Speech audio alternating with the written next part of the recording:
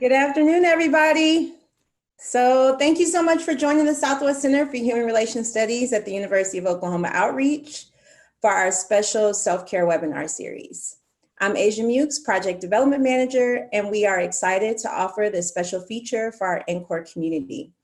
It has certainly been a challenging time for all of us. Our hope is to remain connected during a time when we're all apart and provide support to you as we continue the conference's tradition of working to improve racial and ethnic relations on college campuses.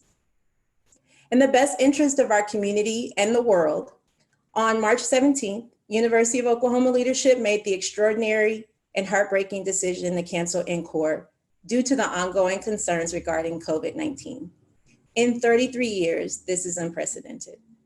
Some of you have been coming to NCORE since its founding. Some started their journey with us in Portland last year. Whether you've been coming to NCORE for 20 years or 2 years or somewhere in between, we understand the loss that comes and not being able to connect with the community is yet another loss we're experiencing during this time. This is true for you and our staff as well. I started working at the Southwest Center in January 2018, and even then we knew where NCORE 2020 was going to be. That means that some of our staff have been working to bring you NCORE in New York for well over 2 years. We are just as saddened by this loss as you might be. So we want you to stay connected to us, connected to your friends in the NCORE community, and connected to the work that still continues on despite our separation. But more importantly, we want you to take care of yourself. This is the first of 3 series.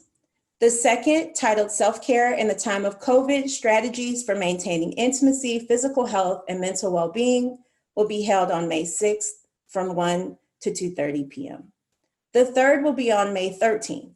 This one will be facilitated by a very special guest. More information will be released in the next week. As always, make sure you're live posting. You know, we love to hashtag search and see who's been watching our webinars. We want to know where you're watching from. So tweet, Instagram, and Facebook pictures from your office with the hashtag NCORE and hashtag start the conversation online. You may end up in a very special NCORE video. Today, we have Dr. Anthony Natale, Associate Professor at the University of Oklahoma and in Henry Zero School of Social Work, and former Interim Executive Director at the Southwest Center. We also have Dedrick Perkins, Social Work Intern at the Southwest Center. Dedrick is a master's candidate in the Ann and Henry Zero School of Social Work at the University of Oklahoma. Today, we will take time to pause in community and discuss grief, loss, and strategies for self-care and continued engagement. The center is grateful for their expertise. We're going to ask that you hold your questions to the end, and we're going to use the chat box. But I want you to hold those questions so that your questions don't get lost as the chat box keeps scrolling up. Someone asked what the hashtag is. So the hashtag is NCORE, hashtag NCORE online, and hashtag start the conversation online. I'm going to turn it over to Anthony. Welcome, everyone. It's a pleasure to be with you all today and get the opportunity to engage in this new remote reality that we find ourselves in. Thank you, Ajia, for the introduction, and thank you both to Ajia and Dedrick for sharing the panel with me and this experience with me. I sort of wanted to open up with a little bit of background about my experience that might help you as we walk through our time together. So it's true that I teach in the School of Social Work, and I've been here for 15 years, and I've been part of the NCORE family for the past 3. It's also true, though, that my background is in crisis counseling, in particular assisting people who are experiencing acute crisis and trauma. So whether that was mental health, but in particular, I did a lot of counseling related to folks who had survived 9/11. And so as I was thinking about what might be helpful to share with my friends and family and broader community, bore out from the lessons of counseling people from 9/11, that began to give shape to this presentation and thinking about how we can share some of these ideas more broadly with people who might need it. So I wanted to share a little bit of that context before we get started. You know, as a social worker, I think it's always important to take a temperature read of the room to sort of figure out where we are collectively as a group. And so we're going to get an opportunity to do that now. So we're going to collectively complete a word cloud together. So I'm going to stop my share for just a moment so I can go to that. And I'll give you all the instructions that you need in order to participate in just a moment. So you can do this on a device on your phone. You could also do this, make sure I'm showing you the right screen. You should now see the instructions. So you go to menti.com and use the code 912498. And the question is, name 3 emotions that you were feeling related to COVID-19. So we're going to construct a community-wide word cloud. And as we enter these words, then they will begin to populate for us. So again, you're going to go to www.menti.com. And I'm circling it in case you're looking for what I'm talking about right here. And then the code here is 912498. So go ahead and join me. We'll take the temperature of the room, so to speak.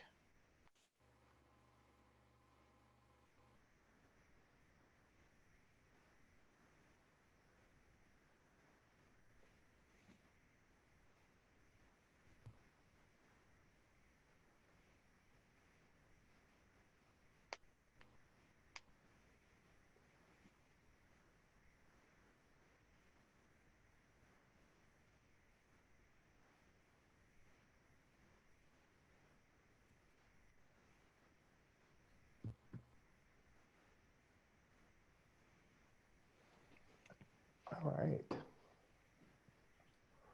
So as word clouds do, what's going to continue to do is change the dynamic of the cloud as people enter in the emotions that they're experiencing.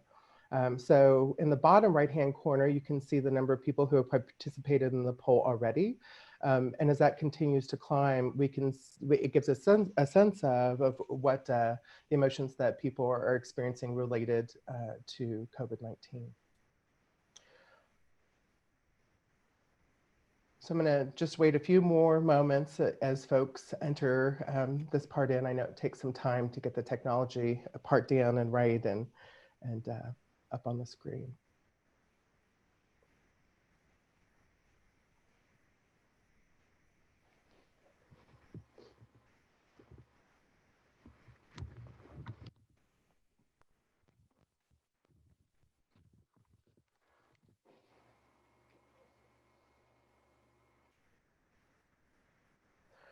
So clearly, if we were taking the temperature of our group, it looks like some things are beginning to take hold.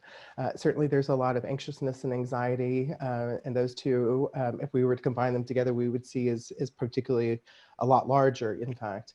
Exhausted is a theme that's coming up for folks. Overwhelmed is another thing that's coming up for folks. Uncertainty, lonely, stressed, bored, grateful, disconnected, uncertain.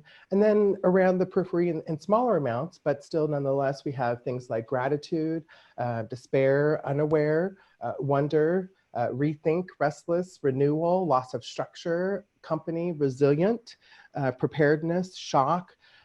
So what that helps us to understand that there's a lot of different emotions related to the experience that everybody's collectively having, and it's a very individual process. That probably doesn't surprise us as folks who are in higher education and understanding human experience, but what it also should help us to understand there's a lot of commonality about what we're experiencing too. Though there may be some differences among us, and there are clearly in the word cloud for the people who are participating, but there's also much more commonality related to that too. So what do we do with that anxiousness or that anxiety? So I'm going to stop my share for just a moment. So I'm going to come back to the PowerPoint presentation.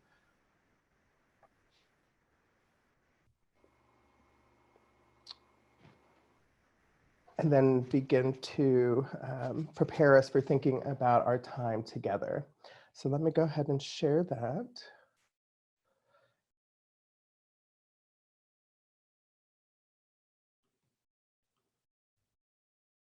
Okay.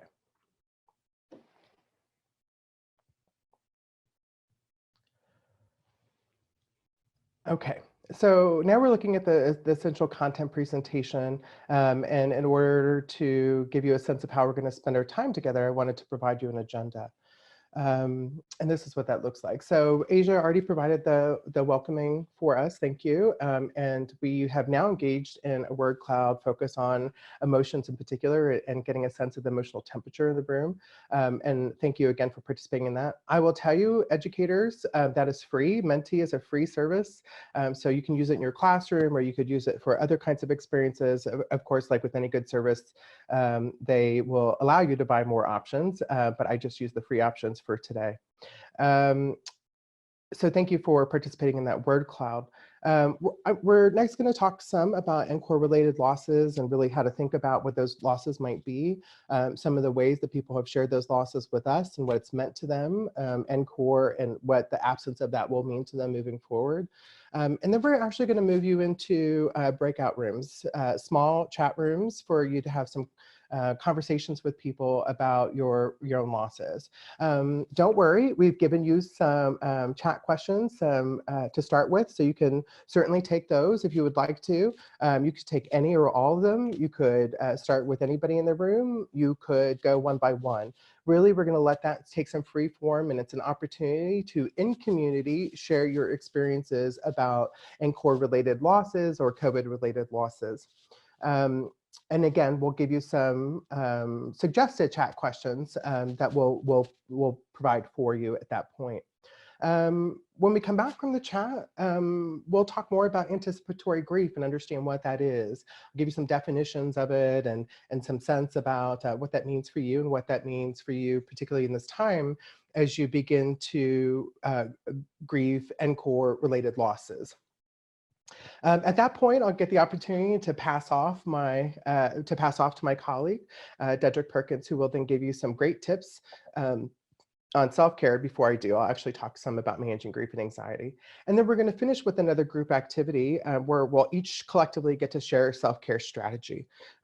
So our aim is to both involve you and also to educate you to the degree that we can from our profession of social work, and hope that you'll have some connections as well as some skills and some new ideas about how to manage your grief and your loss, as well as how to stay connected during the time of COVID. So what we're going to do next then is let me talk a little bit about NCORE-related losses. So grief during COVID-19 is to be expected. Certainly, we know that it conjures up a number of things for folks. There's a loss of normalcy, a loss of connection to other people. We're not seeing them as much. Our routines have certainly been disrupted, so we can certainly understand that the disruption there. The loss of identity. For some of us, we've had to give up activities that we've engaged in that give us a sense of purpose, that helps to populate our weeks with different activities and a sense of identity as a result of that. Fear of illness. Certainly, COVID-19 helps or forces people to think about their own health, the status of their family's health, the status of their loved ones and their friends' health, and a fear of illness as a result. A fear of death. It is impossible to pay any attention to the news and have a sense about the compounding impacts of death and not have that impact you. And then increasingly, fear of economic loss. Of course, in higher education, we're beginning to see some of the ripple effects of COVID-19. We've been dealing with those for a while already relative to transitioning into spring programming, but the economic wave that will come as a result of that. So a variety of reasons for why we're feeling this grief. What's different about it, perhaps in this time, in this era, is that it is both personal and it's global. So we're experiencing something individually at the same time in a way perhaps that we would have some distance from before. The closest thing that I can think that's a parallel, perhaps, at least in my lifetime, is 9/11. Certainly people lost a sense of normalcy and connection and identity, particularly within the United States, but to some degree that was experienced all over the world. This is unique, though, because people are experiencing the same losses. I don't want to say that differently. the losses of 9/11 were mostly bore out in the United States, whereas the losses of COVID-19 are happening all over the global community. So there's not a sense of that's happening there in that community and that can't happen to me. So that undergirds or erodes a sense of safety as well. What that brings then is both an individual and a collective fear and grief. And if you're sensitive to other people's emotions, if you consider yourself an empathic person, then you can really become overwhelmed by that. The emotions that people bring with them into spaces are pretty heavy these days because of all the reasons that we mentioned. It's this global existential question that we're dealing with, and that is exhausting for folks. So finding ways to give yourself breaks from that's going to be important.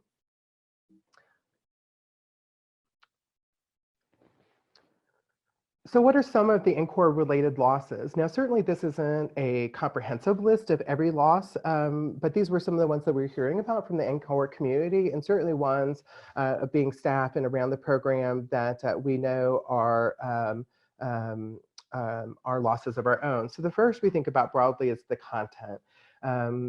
NCORE provides a lot of space for people to be able to disseminate critical information about how to advance equity into the halls of the academy. And rare is there such an opportunity to do that in such a large collective body. The size of NCORE has grown so much that the richness of the opportunity to learn the content has really just expanded exponentially. So where do we go to get that content on higher education, diversity, equity, inclusion, belonging? How do we learn how to make our classrooms more inclusive to be able to provide space for people with invisible disabilities so they don't have to out themselves? How do we find the tools as chief diversity officers to continue to advance equitable practices and policies in higher education, particularly when that has not been its historical legacy? How do you, as administrative support side and student support side, and in terms of housing and food services, continue to provide meaningful, relevant programming that continues to augment the implicit part of the explicit curriculum? So the content pieces, the sessions, the dissemination of information and of knowledge. We also know the connection piece. NCORE isn't just about content. NCORE is about connection. It's what happens in the spaces and the places outside of those sessions. We know the sessions are important. They're well attended. And that's fantastic, but it's all the sort of informal networking that also happens outside of those sessions. The moments when you're getting coffee or you're sharing a meal or you're sharing a break around the communal food spaces. And those are important too. We know that people have developed enduring, long-lasting networks across the country. And in many cases across the world. And so how is it that folks remain connected when this was the opportunity to really do that? This was the family reunion, so to speak. And then I think another dimension is really the energy. One of the things that I would say of my own NCORE experience was, as observer the first year that I was there, was really the profound impact the conference had for people in terms of sustaining their energy in between cycles of the conference. Particularly, I found that to be true for people who are from smaller institutions where there may not be a lot of people in diversity, equity, inclusion work. There may be one, there may be three, there may be five. And so there are folks who don't have necessarily a broad team of support when they're at their own institution, and would often then find the conference as a place to sort of recharge, get some energy, recognize that there's a lot of folks who are really interested in these issues more broadly, and take some comfort in knowing that there are other people who are advancing these issues across the country. So that sort of energy restoration, maybe I would call it, because being advocates of social, political, economic, environmental justice within the halls of the academy is energy draining work. So how do we do that? And we know now with the loss of the conference that the content piece and the connection piece and the energy piece are real losses for people. But we also understand that those aren't the only losses for people.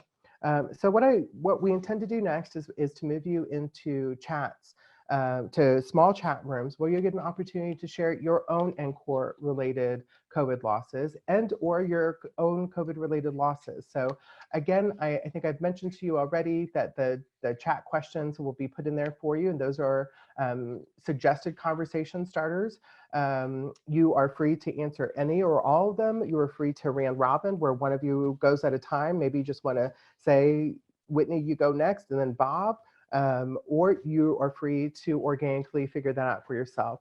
At about halfway, we'll give you a time heads up, just so you know that we're halfway done with our time, and then you'll get an automatic notice when the chat rooms are going to close. Then we'll come back together and begin to work through some of the content on grief and loss against the backdrop of your own personal experiences. So we'll go ahead and move into the chat rooms now. So I just want to say thank you for those folks that participated. I know there was some technical difficulties, and so we apologize for that. Hopefully, hopefully your discussion as it could be was rich and encouraging, and hopefully you made some connections with people such that you would stay connected after the webinar. Again, we ask people to mute themselves. And I'm going to turn it back over to Dr. Natale. Okay. I'm going to once again share my screen and pick up where we left off.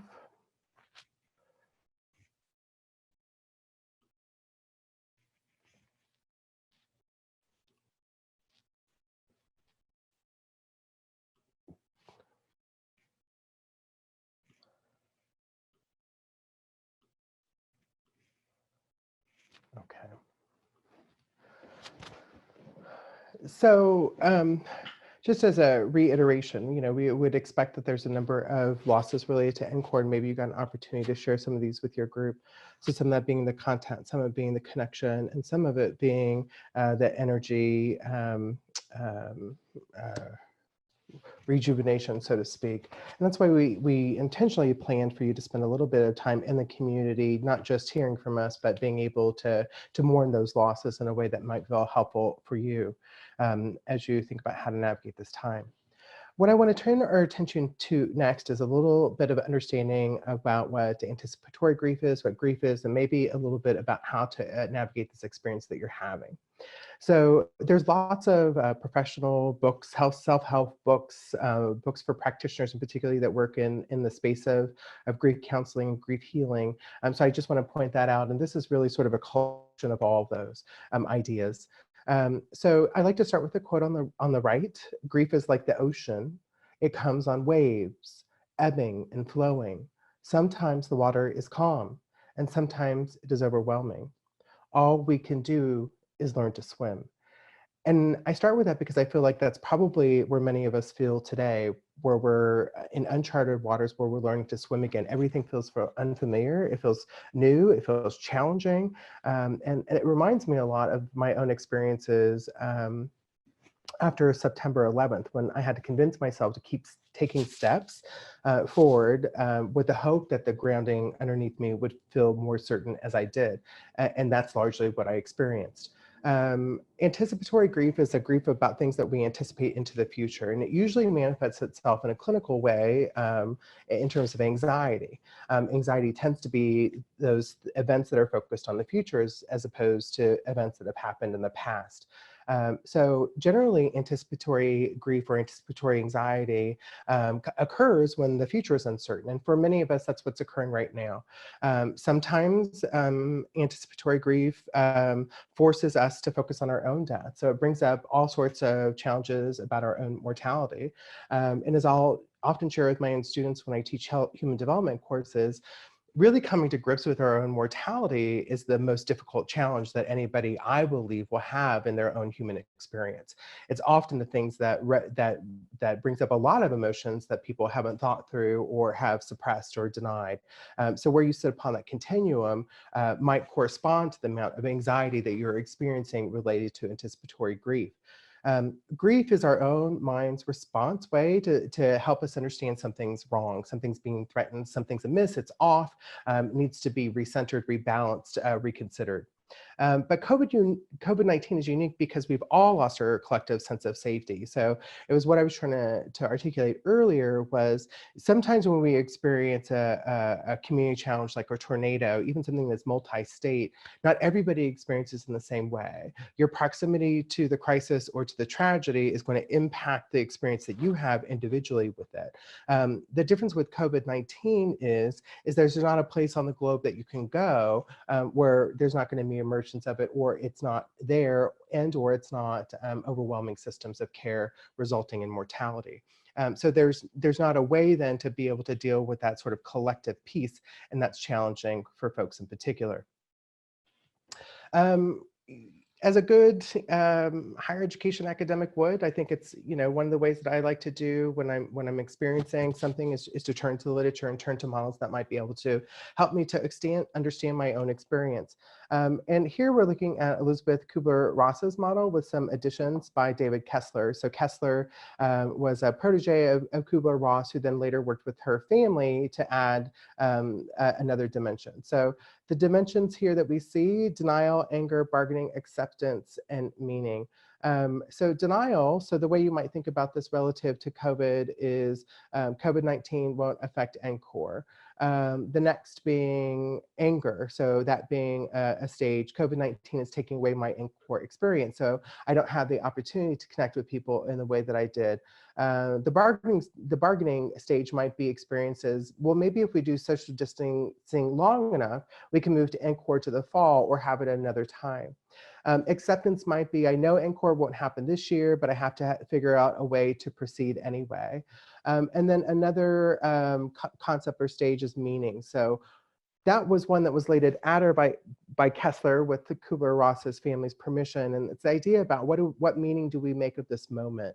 You know, the important thing about anytime we cover Kubler-Ross's stages would be to consider in particular that these are not linear, which means that we're not trying to get from denial to meaning, that within the context of grief, we could move to any one of these positions as we work our way through our experience. So for example, I may be in a state of acceptance today where, you know, I have a sense that I feel more comfortable with the uncertainty of the loss and am hopeful and optimistic and accepting that NCORE will return next year. And that may be the space that I occupy today, but tomorrow I can be angry about it again and really miss out on the opportunity to connect with folks.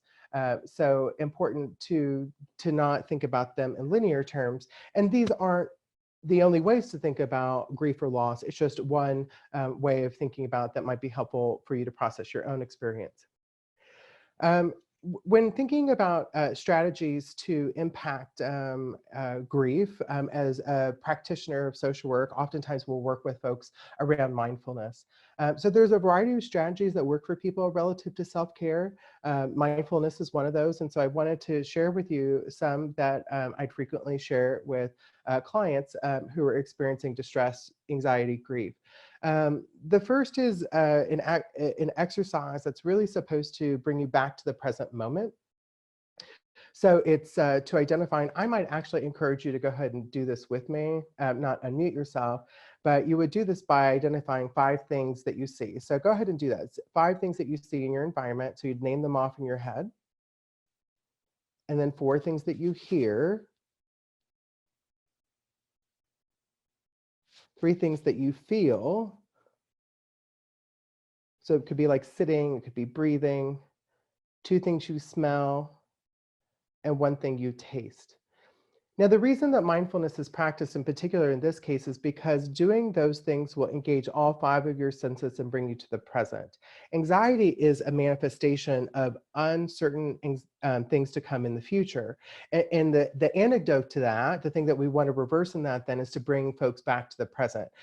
So that's one example. A second example is the anxiety breathing technique, right? So this is an anxiety buster, and so commonly folks in clinical practice would also rehearse this with others. So I'm going to ask you to breathe with me in this moment. So what we're going to do is we're going to breathe in through our nose for 4 seconds, hold it for 7. That allows your lungs to fill up with the oxygen that you've taken in. And then slowly, we're going to release it for 8 minutes through pursed lips, which means we'll just keep our lips together slightly and let it go out. And the reason for that is to make sure all the oxygen's exhaled out of your lungs. Now, this is actually the most common anecdote to people who are experiencing anxiety in the moment. So I'm going to go ahead and ask you, and there's a whole evidence base for it, and the reason why, the 4, the 7, the 8. But let's try this now. So let's go ahead and we'll do 2 rounds of it. So I'm going to ask you to breathe in through your nose for 4, hold for 7, and release for 8.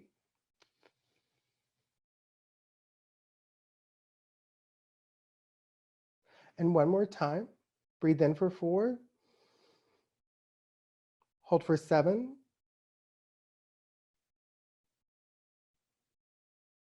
and release for 8.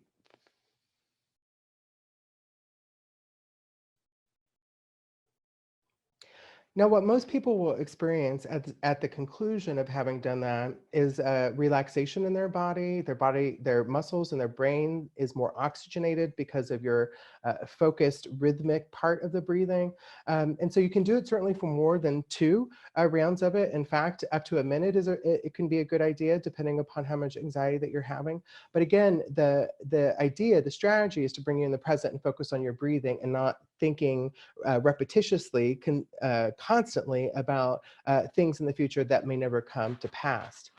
Another common tool or tip or strategy to practice mindfulness is a rubber band on your wrist, placing it on the wrist. And every time you're having an anxious thought is to snap it. Now, people always say, are you going to snap it until you have welts? Of course not, right? The idea is just to bring you back to the present. So a simple contraction will do. And then what you're supposed to do as a result of that is to remind yourself that what you focus on expands, that you can in fact control this piece of your thinking. Another way of practicing mindfulness is a gratitude journal. So this can be either orally or in written form. Some people like to think about gratitude at the end of the day. Some people like to think about the beginning of their day. In my family, at our dinner time, we often will share 3 things we're grateful for in the day. So those are also ways to reduce anxiety and help to the brain to rebalance itself from not just fear-based kinds of thinking, but also gratitude kinds of thinking, which actually comes from a different part of the brain. Meditation. So for folks that really like solitude, and even those that don't, meditation is your brain's way of giving itself a bath, a good scrub. Meditation has profound impacts in terms of your immune system and your functioning. The literature bears out that happens with just 3 minutes a day. I like to tell people, if you don't have 3 minutes in your day to get that sort of impact or benefit to your life, you might want to think about reorganizing your life, because 3 minutes is a really minimal investment for such a great yield. The good news is there's meditation apps for it. So even if you're not skilled at being able to think yourself into those sorts of states, there are free apps on your phone that you can download that can help you to practice mindfulness in that way. Letting go of what you can't control. I'll be honest in saying that I don't think it was until I was well into my 40s before I fully understood that, when people would say, let go of what you can't control. But what really helped me to fully realize that possibility was to make 2 lists. A list of things that I could control and a list of the things that I couldn't. And to remind myself by looking at those lists whenever anxiety was overwhelming me, to focus on those things that I could, that would give me some purpose and some action and some motivation and some gratification when I was able to actually focus on the things that I could and find that I could exercise personal power in that way, as opposed to being overwhelmed by considering the things that I couldn't, and then being immobilized into action in any way. And then I think particularly it's important to practice grace with yourself and others. You're going to get all sorts of ideas about what you should be doing or what you shouldn't be doing during this time. And I like to remind people what you should or shouldn't be doing is really dependent upon you. You're the only anchor of your life. You're the only person who gets to drive your own boat, so to speak. And so important then to be gracious with yourself, and not take on other people's ideas about how you should be during this time. I think another component about this that I think I would like to leave you with as a social worker is for you to consider the fact that emotions require motion. So when you're feeling a particular way, when you're sitting in a particular emotional state, is to say it. I feel scared. I feel uncertain. I feel hurt. Any of those are natural, normal, healthy occurring things. And maybe you need some help in identifying what those emotions are. So here we have the periodic table of human emotions. You can see here the basic emotions are listed on the bottom, and I'm using my cursor to sort of point them out: love, joy, anger, disgust,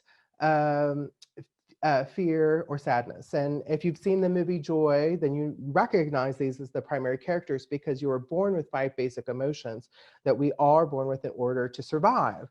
There are iterations that come from those emotions, and this is what the periodic table of human emotions helps us to understand. Now, why is that important? Is because particularly with kids, helping them to identify what the emotion is has a profound ability to release it. Right. So in order to exercise an emotion out, and I don't mean in the physical sense, but to remove it from us, we have to move it. Emotions require motion, so to speak. So we have to work things out of our body. And the best way that we can do that is to acknowledge what we're experiencing in the first place. It is almost impossible to work through sadness if you do not give yourself the permission to say, I'm sad, for example, or I'm hurt, for example. So using this emotional list can help you or others to name the emotion. So in my profession in social work, in terms of managing grief, we know that by naming the emotion that you can claim it and tame it. And that's often something that we'll share with clients. Name it to claim it to tame it. And that's with any sort of emotional state that you're having. It can also be with any kind of problem that you're having in general. But thinking about it relative to emotional states and grief and COVID, naming what you're experiencing helps you to claim it and then to work with it. You're bringing it into the room, so to speak. The elephant's acknowledged, it's named, it's seen. It also then will help you to balance your thinking, because if you're only thinking about the worst case scenarios, not only will that be where your brain sort of sets, it rests, but it will begin to manifest all sorts of stress symptoms in your body. Your brain actually needs to get a break from that sort of stuff. So challenge yourself to do your best to detail the best case scenario. So if the worst case scenario is that X happens, what is the best case scenario? And that sort of balanced thinking will force you to think about the range of possibilities that actually exist in between. It's not just that this is going to happen or this is going to happen. Both are plausible, perhaps not possible. Both are possible, perhaps not plausible. But what it does is it forces your brain to think about, well, what about this one? And what about this one? And what about this possibility? And what about this possibility? So we're not just focused on the worst case scenario. The goal is really to balance what you're thinking, not to deny your worry. That's the other thing too. It's not just to say, oh my gosh, I'm only going to think about the best case scenarios. I tend to be pretty Pollyanna-ish as an individual, so I love that myself. However, it doesn't always work for me because I know that I have to name the emotion before I can get to anything that looks like problems.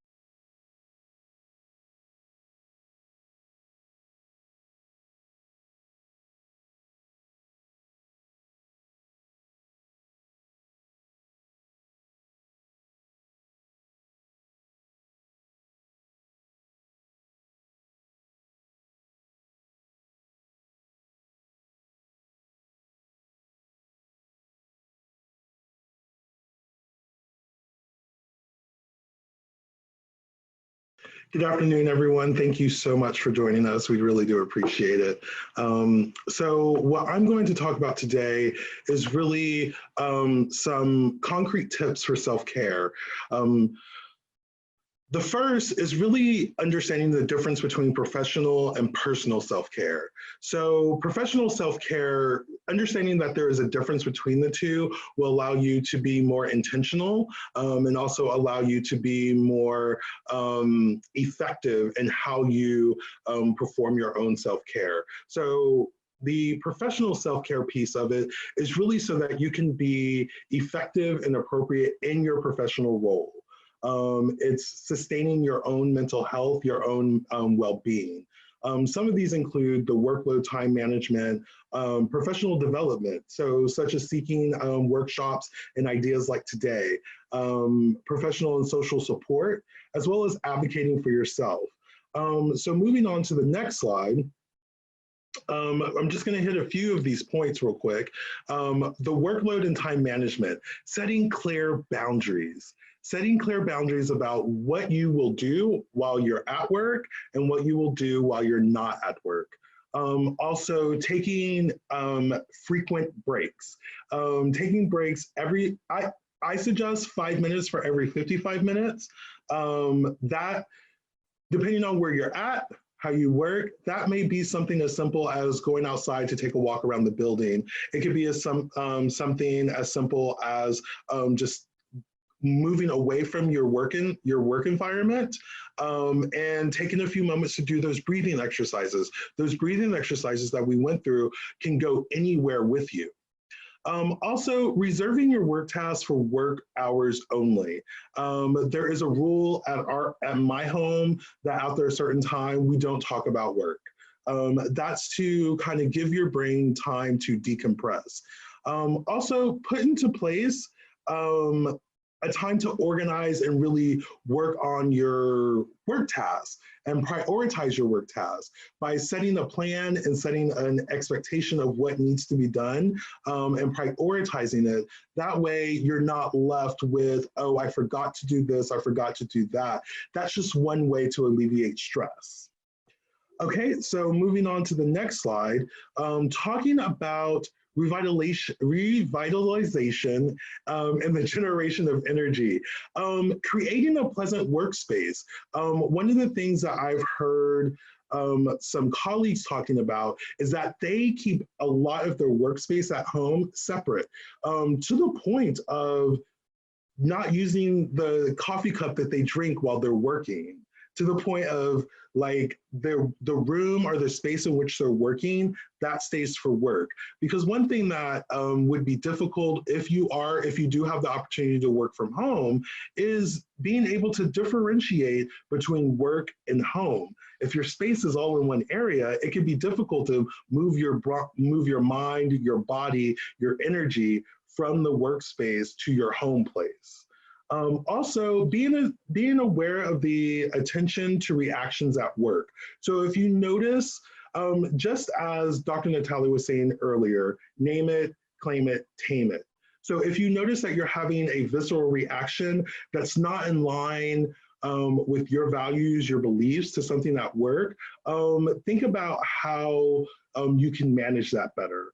Also, limit the discussions of work stressors. I know some of the problem with having friends, people who are friends as colleagues, some of the discussion always tends to be prioritized around work. What's going on with work? What's going on with that? It's very easy to say, hey, we're not going to do that. We're going to enjoy each other and we're going to share this time as a time of joy and self-care. So moving on to the next slide, we are going to talk about personal self-care. So personal self-care is different from professional self-care because this is something that is working to promote your own health, your own well-being outside of who you are as a professional, whether that be the chief diversity officer, whether that be a social worker, whether that be a doctor, whether that be any type of academic professionalism, who you are as a person and who you are intrinsically. So personal self-care can include physical, psychological, social, leisure, and spiritual. This comes from Jacqueline Lee and Sherry Miller, really understanding how the different types of self-care all lead to make a whole balanced idea of self and well-being. So moving on, I'm just going to hit a few more points in the personal self-care that are important to consider. Being able to be aware of your coping strategies. If you're able to name what the emotion is, you can research. Google has a plethora of information sites that you can look at to see, to foster and create coping strategies that are going to be more healthy, and that are going to be more effective in taking care of yourself. Also, establishing a news diet. This is very important. When you consume your news, how you consume your news, and how long you consume your news. Because of the time in which we're in, where information is so accessible, constant barrage of information, being able to set a boundary that you'll only consume news in the morning or afternoon rather than before bed can really help you with something called sleep hygiene. So if you have a pattern of how you go to bed, such as brushing your teeth, reading a book, and doing your ritual to go to bed, it will be more helpful for you to have a more restful and a more regenerative sleep. You can't really do that if you have the breaking news in your energy, in your brain, on your mind as you're going to bed. Also, the news cycles only last about 30 minutes. Once you watch the news cycle for 30 minutes, you're probably just going to get a repeat. You're not going to learn anything new. All it's going to do really is keep your body in a continued response to that stress and that trauma. By identifying what you can control, you can't control what's seen on the news, but you can control how much of it that you consume.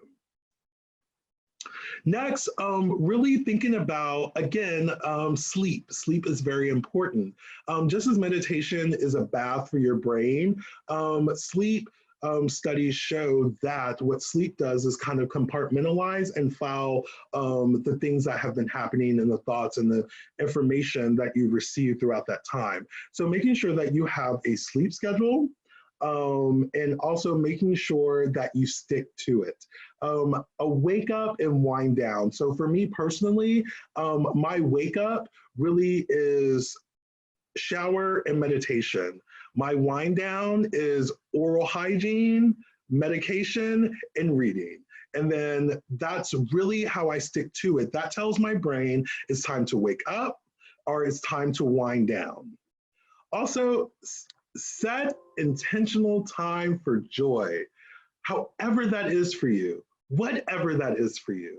Just set some time aside for you to foster and for you to create and facilitate that joy.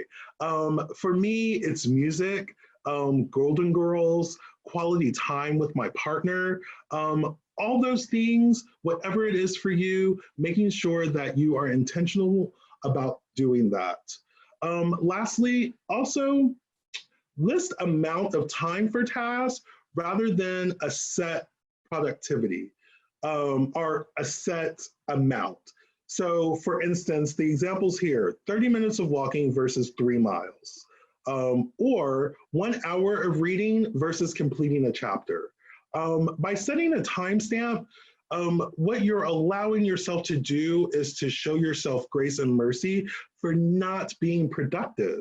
If you don't end that chapter in that hour, it doesn't matter. You did what you said you were going to do. You set a time limit and you did that. And you fostered that joy, set an intentional time to kind of cultivate that joy.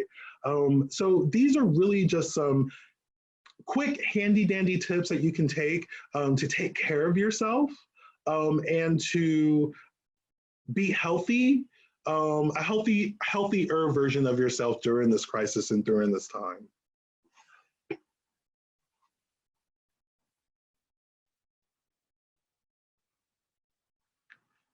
All right.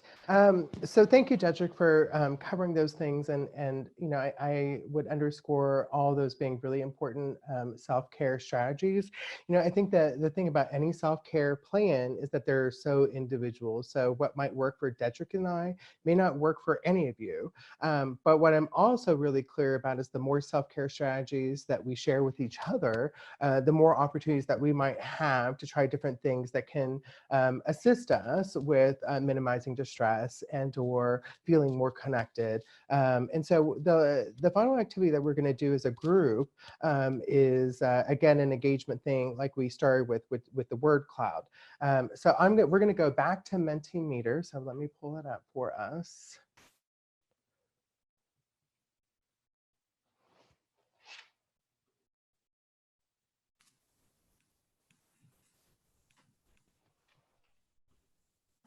Get you on the correct screen.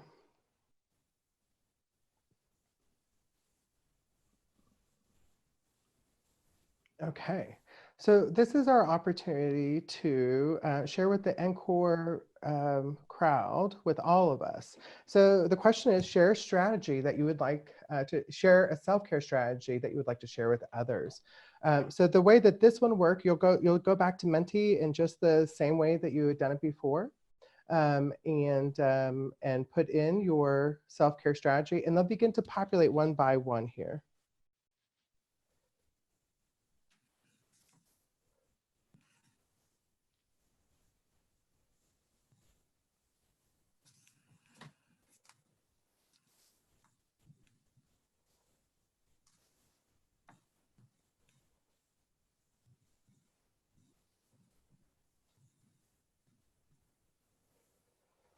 All right, so we're going to see some come up, and I'm going to scroll and read some of these. I hope you learn one or two that you might want to try, but this is collectively what we're trying in order to navigate this time together.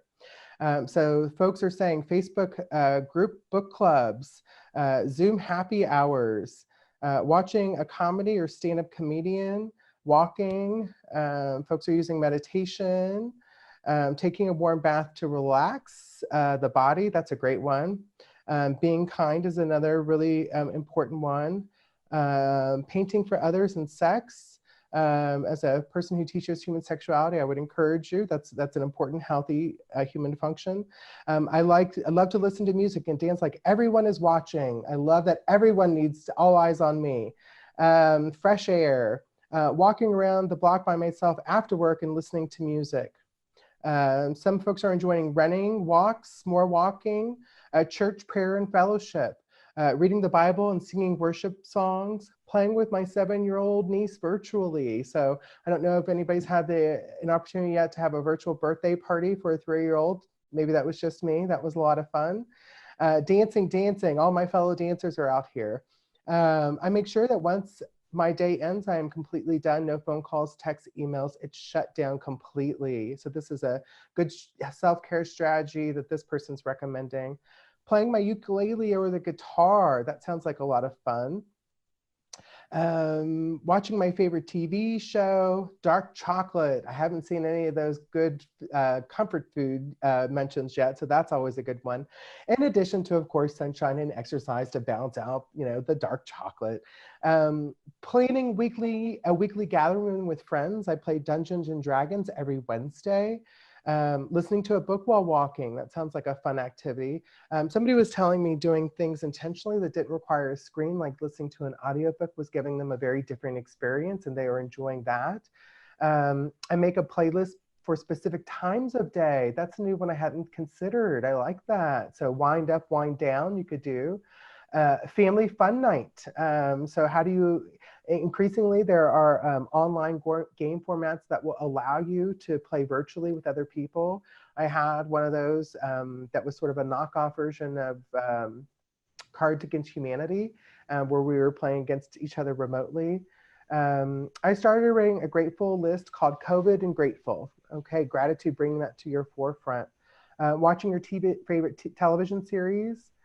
Free online Zumba, music and dance, Zoom with loved ones, taking a brief ride alone. That hadn't come up yet. Virtual dance party. Please send me the invitation. My email, I'm sure, is somewhere. I will be there. And I'm serious. Netflix, Hulu, Disney Plus.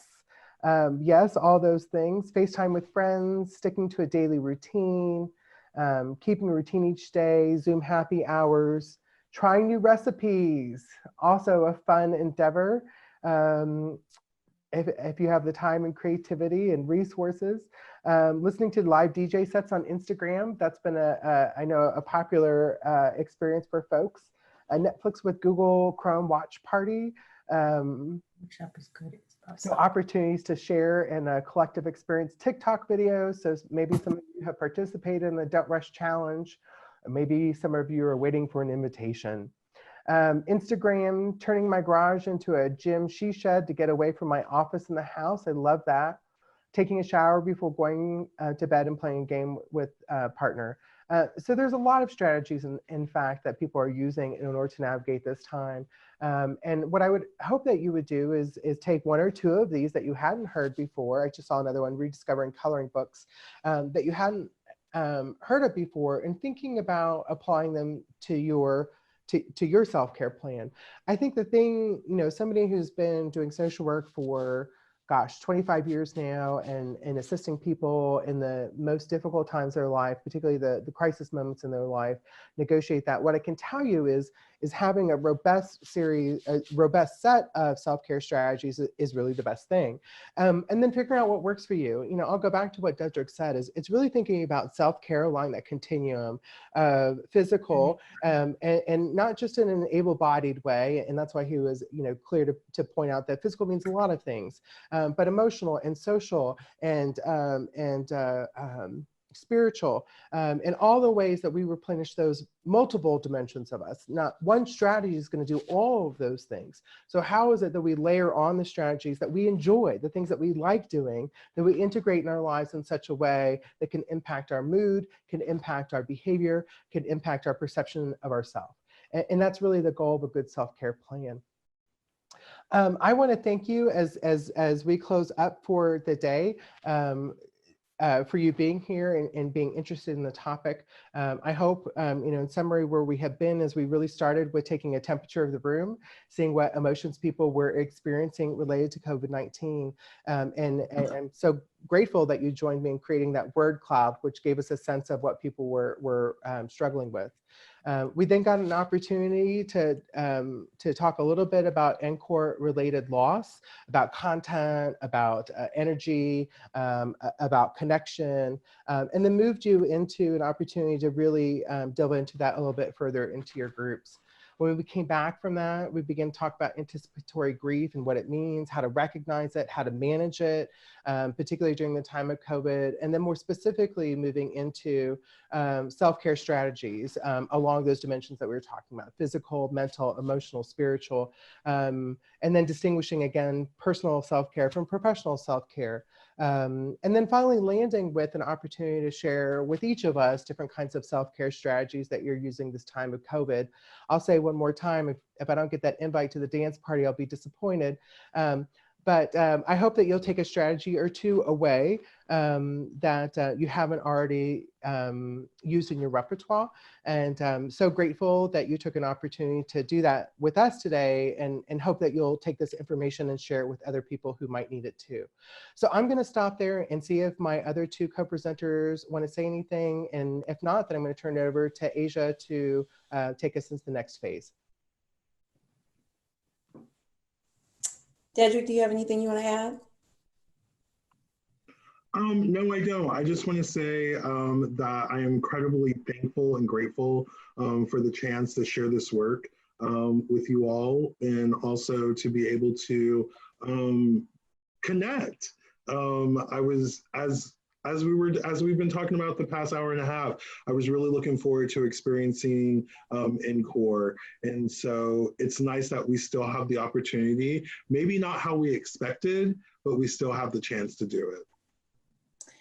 I think that's a really good stopping point, because we will be offering future sessions. The next session is scheduled for May 6th, and we'll be talking specifically around how to maintain intimate relationships, even from a distance, and physical and mental health.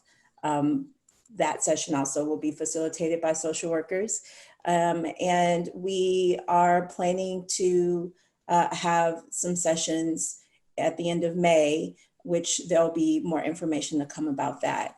So we encourage you to continue to check our website, to continue to stay engaged on our Facebook page. If there are people that you know in the NCORE community, I'm sure you can find them on our Facebook page and chat them and friend them. And we just, the whole goal of this is to remain connected. NCORE is a very special place. It's a very powerful place. And this would have been my third NCORE that I would have attended. And I know that I am missing it greatly and missing the ability to connect with people that I met in 2018 for the first time. So I know that if I'm missing it, you are as well. So just continue to stay engaged with us and with each other. And we wish you all the amazing love and success in the world until we meet again on May 6th. Thank you so much and have a great day. Thank you all, much appreciated. Bye, thank you so much. Thank you. This was wonderful. Thank you. I Appreciate loved you it. all. Thank Yes, it was wonderful. I agree. Thank you. Thanks, y'all. Great job. Stay Thank safe. you very much. Thank you. Namaste. Thank you very much. Thank you all. Yeah. Thank you.